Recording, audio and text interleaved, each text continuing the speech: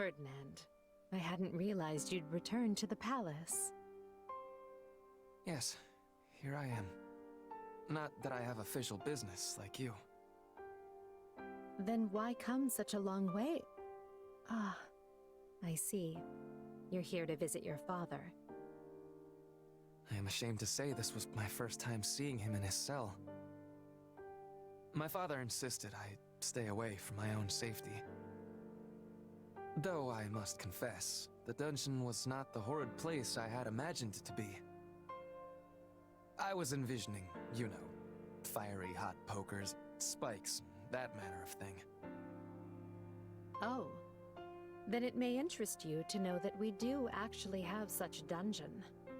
I've only seen it once myself. It's further down from where we're keeping the former Duke. It's a dismal place. One where rats scurry to and fro. Rats? I do not imagine Father would cope well with that at all. While he did look haggard, it sounds as though his treatment could be far, far worse. We're doing our best to keep him in good health. The rest will depend on his frame of mind. Well, you will hear no complaints from me. I care only that he is kept alive and given a fair trial, and that his punishment fits the crime, of course. You'd better speed things along then, because Hubert is quickly losing patience. A fact of which I am very well aware. The problem is that I remain unable to connect my father to many of the acts he is accused of. Perhaps you're wasting your time. A noble as powerful as your father could easily have documents forged and witnesses bought off. Any records that remain will be considered far too dubious to prove guilt or innocence. Another fact I am very much aware of. In truth, I already found proof some time ago. Proof of his corruption, that is. I discovered it while looking through his tax records. When I realized what he had done, I was ready to serve him up to the authorities myself. Your own father? I'm surprised to hear you say that. I mean it.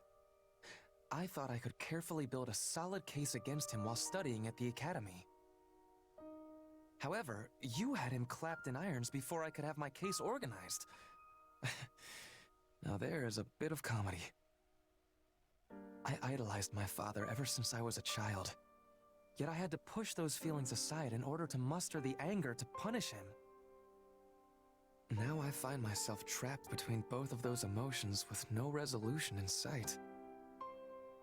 I see. And tell me, is that the end of your story?